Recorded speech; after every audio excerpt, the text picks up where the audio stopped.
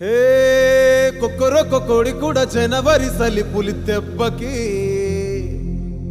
ఎంత లేసి వణికిందో ఏ మూల పండుకుందో రథం ముగ్గు వేసుకుంట ఏడుకూరి నాగలక్ష్మి ఎంత దూరం వెళ్ళిందో ఎటు పోయిందో